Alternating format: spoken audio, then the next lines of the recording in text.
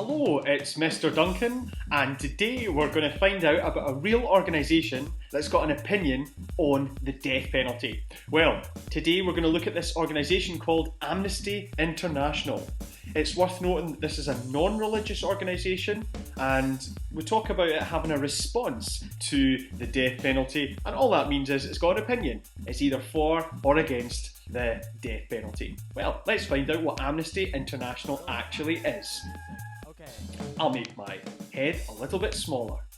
Right, so who are Amnesty International?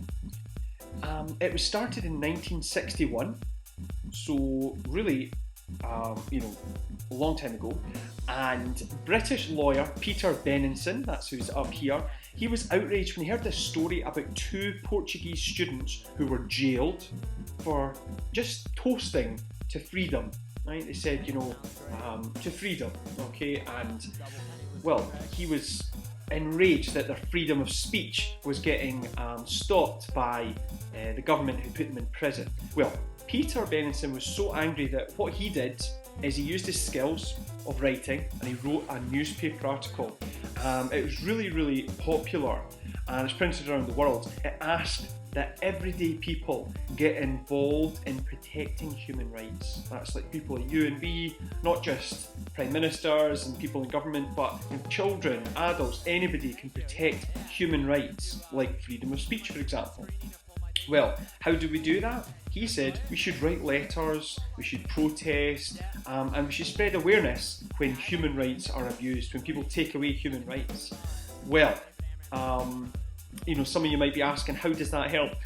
How can I stop a government in another country from abusing human rights just for writing a letter? Well, it's quite simple really. Actually what you're doing when you write a letter, especially when you join with hundreds of other people writing letters to a government or to a prisoner, is you're exposing crimes. Maybe the government's put them to jail, they shouldn't have gone to jail. You're basically making it public, so these governments, if they've broken the law, they might be a bit scared because all these people are writing letters. Also what happens is when you take part in a protest or you're spreading awareness or you're writing letters, governments, like countries around the world, get quite embarrassed. They look like they're not proper countries essentially, and they won't want that happening, so they will, hopefully, and as has happened, Amnesty International has managed to free prisoners who were illegally getting put into jail and things like that.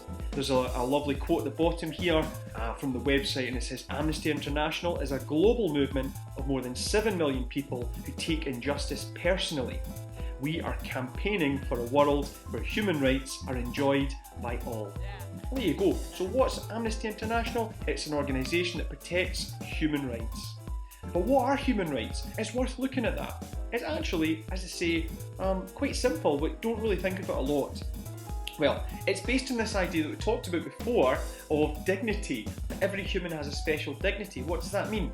Well, it means that humans, yes, all humans, should be treated well, even if they do awful things. I often tell the story of scrunching something up. I've got a bag of crisps here. If I scrunch it up, fling it away in the bin, well, have I done an evil thing? No.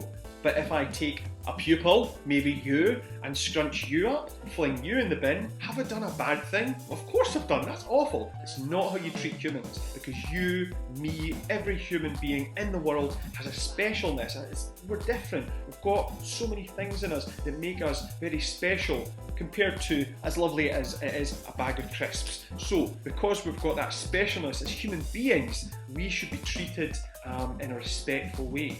And as it says the thing on the paragraph here, even if they do awful things, we can't just decide that someone's done a crime, we can do anything to a human, we can rip them to bits, we can treat them like they weren't even human. No, human rights say that humans, no matter who they are, everybody should be treated in a specific way with respect. It doesn't mean people can't go to jail and so on, it just means you can't treat people like less than humans. Well, all countries around the world agreed on this basic way to treat humans, and they made the Universal Declaration of Human Rights. Now, this here is the symbol for the United Nations. You can see all the world here is in this image, and it's an organisation that's all the countries together. They all agreed that human rights should be protected, and they agreed on what human rights are. There's a list of them that's called the Universal Declaration of Human Rights. Well, these rights, how do they help you and me? Well, they get protected by law, and countries make it illegal to break human rights. What then happens is also they get monitored. The human rights, people check the human rights to see if they're being protected. For example, Amnesty International will look and see, is anyone taking away the human rights that were written down in the Universal Declaration of Human Rights? So, there we go. That's what Amnesty International is, an organisation that protects human rights by checking that they're being protected, and also getting you and me and anybody else involved in campaigning to protect people's human rights. That's Amnesty International.